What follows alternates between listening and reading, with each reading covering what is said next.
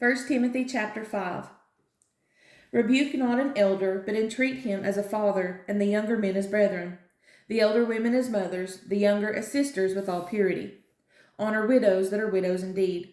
But if any widow have children or nephews, let them learn first to show piety at home and to requite their parents, for that is good and acceptable before God.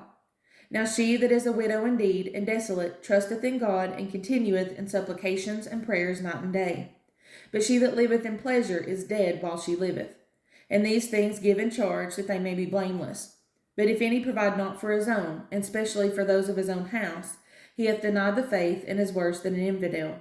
Let not a widow be taken into the number under 80 years old, having been the wife of one man, well reported of for good works, if she have brought up children, if she have lodged strangers, if she have washed the saints' feet, if she have relieved the afflicted, if she have diligently followed every good work.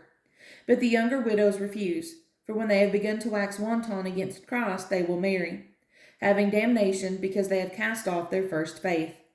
And withal they learn to be idle, wandering about from house to house, and not only idle, but tattlers also, and busybodies, speaking things which they ought not.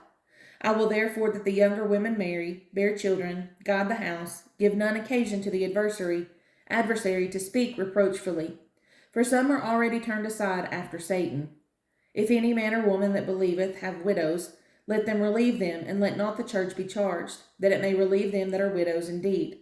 Let the elders that rule well be counted worthy of double honor, especially they who labor in the word and doctrine. For the Scripture saith, Thou shalt not muzzle the ox that treadeth out the corn, and the laborer is worthy of his reward. Against an elder receive not an accusation, but before 2 or 3 witnesses. Them that sin rebuke before all, that others also may fear.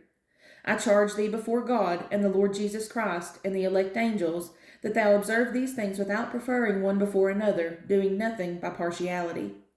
Lay hands suddenly on no man, neither be partaker of other men's sins. Keep thyself pure. Drink no longer water, but use a little wine for thy stomach's sake, and thine often infirmities. Some men's sins are open beforehand, before going before to judgment, and some men they follow after. Likewise also the good works of some are manifest beforehand, and they that are otherwise cannot be hid.